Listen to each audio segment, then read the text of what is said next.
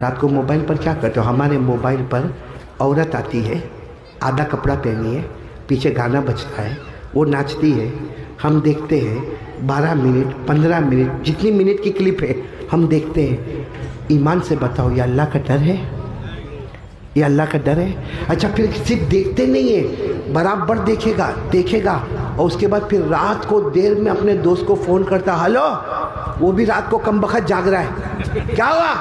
बहुत अच्छी क्लिप आई, तेरे को भेजू? क्योंकि आपस में भेजने का रिवाज है, भेजू तो कहा भेजना। इसने भेजा, बटन दबाया, वो क्लिप वहाँ गई, उसने 12-15 मिनट देखा, फिर फ़ोन करते, हेलो, सो तो नहीं गया ना? कहा नहीं, मैं जाग रहा हूँ, तेरे जवाब का इंतजार कर रहा हूँ, कैसा लगा? कहता वेरी हॉट।